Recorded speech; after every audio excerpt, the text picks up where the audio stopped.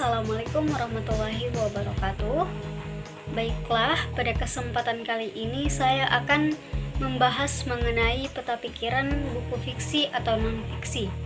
Namun, sebelum masuk pada pembahasan peta pikiran buku fiksi atau non-fiksi, izinkan saya memperkenalkan diri saya terlebih dahulu.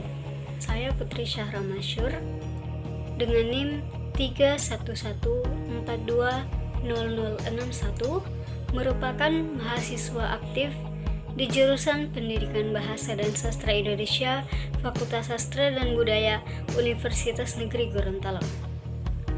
Baiklah, mari kita masuk pada pembahasan materi mengenai peta pikiran buku fiksi atau non-fiksi. Secara umum, peta pikiran adalah suatu cara yang digunakan untuk menemukan informasi-informasi dalam suatu bacaan. Informasi yang ditemukan dapat dituliskan di dalam kotak-kotak peta pikiran. Cara menemukan informasi penting dengan menggunakan peta pikiran adalah dengan menjawab pertanyaan-pertanyaan yang berhubungan dengan bacaan. Peta pikiran merupakan suatu mode yang menggunakan kata tanya 5W1H, di mana kata tanya tersebut adalah what, apa, who, siapa, when, kapan, where, di mana, why, mengapa, dan how, bagaimana. Peta pikiran didasarkan pada cara kerja otak kita dalam menyimpan informasi. Hasil penelitian menunjukkan bahwa otak kita tidak menyimpan informasi dalam kotak-kotak sel saraf yang terjejer rapi. Informasi dikumpulkan pada sel-sel saraf yang bercabang-cabang yang apabila dilihat sekilas akan tampak seperti cabang-cabang pohon. Untuk mendalami konsep ini, maka bacalah kutipan teks pada bab 1 dalam buku yang berjudul Mestakung, karya Yohanes Surya berikut. Pada kutipan teks Mestakung ini dijelaskan proses terjadinya air ketika dipanaskan pada tekanan sekitar 218 kali tekanan udara normal. Setelah membaca kutipan teks Mestakung pada video sebelumnya, peserta didik diminta untuk membuat peta pikiran. Kemudian, presentasikan peta pikiran atau peta konsep tentang Mestakung di depan kelas. Dan mintalah temanmu untuk memberikan komentar dengan memberikan penilaian berdasarkan rubrik yang telah tertera pada layar. Bila kalian bertanya-tanya bagaimana cara untuk memahami teks narasi, maka bacalah kutipan teks novel Surat Kecil untuk Tuhan berikut. Marilah kita masuk pada pembahasan menelaah hubungan unsur-unsur dalam buku fiksi dan non-fiksi. Membaca buku fiksi merupakan kegiatan yang mengasyikkan. Hal ini karena buku fiksi dapat dijadikan sarana hiburan, terutama teman di waktu senggang atau bacaan pengantar tidur. Tema-tema yang diangkat dapat berguna sebagai sarana menanamkan nilai dan norma kehidupan. Selain itu, buku fiksi juga membantu mengasah keterampilan berbahasa dan menambah pengetahuan. Demikian halnya dengan membaca buku non-fiksi.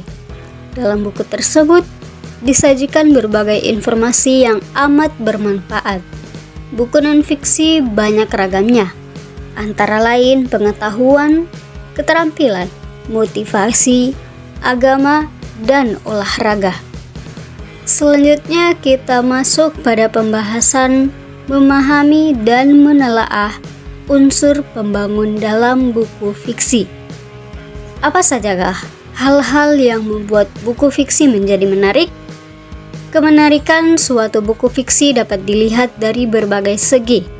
Misalnya isi cerita, para pelaku, jalan cerita, latar, serta permasalahan yang diangkat dalam cerita tersebut. Dalam cerita fiksi, Hal-hal tersebut dinamakan unsur intrinsik, yaitu unsur pembangun cerita dengan baik. Perhatikan hal-hal berikut. Pertama, pahamilah jalinan cerita atau alur. Yang kedua, telusuri perwatakan atau sifat-sifat pelakunya. Dan yang ketiga, temukan pesan atau amanat dalam cerita tersebut. Selanjutnya, buku fiksi memiliki unsur intrinsik. Unsur intrinsik adalah unsur yang membangun karya dari dalam. Berikut pembahasannya. Yang pertama, tema. Tema adalah ide pokok yang menjiwai seluruh cerita. Yang kedua, tokoh. Tokoh adalah pelaku atau orang yang berada dalam suatu cerita. Yang ketiga adalah latar, yang terdiri dari 3 hal, yakni latar tempat, latar waktu, dan latar suasana. Yang keempat adalah alur, di mana alur ini merupakan urutan jalannya peristiwa. Yang kelima, amanat.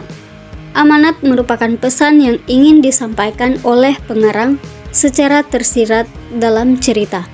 Dan yang terakhir adalah sudut pandang, di mana seorang pengarang memosisikan dirinya dalam cerita.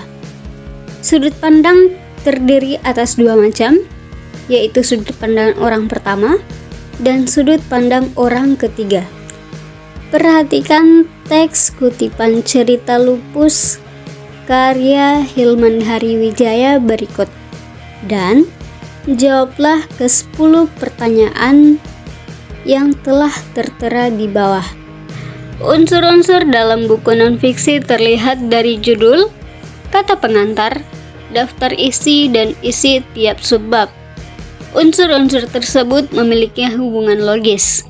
Tiap unsur menopang atau mendukung unsur lainnya, sehingga akan menggambarkan kesatuan isi atau ide buku tersebut. Jika diperhatikan dengan seksama, buku yang berjudul Mestakung karya Yohanes Surya memiliki hubungan kronologis keberhasilan tim Olimpiade Fisika Indonesia yang menorehkan karya terbesarnya sebagai juara dunia IPHO. Ini merupakan salah satu unsur-unsur yang terdapat dalam buku nonfiksi. Sebelum saya menutup pembahasan mengenai peta pikiran buku fiksi atau nonfiksi, saya memberikan tugas kepada teman-teman untuk mencari buku di perpustakaan sekolah Anda, lalu pilihlah salah satu buku fiksi atau buku nonfiksi dan kerjakan tugas berikut ini. Yang pertama, bacalah buku tersebut dengan teknik SQ3R. Yang kedua, buatlah peta pikiran buku tersebut. Dan yang terakhir, tulislah hubungan atau unsur buku tersebut. Sekian dari saya.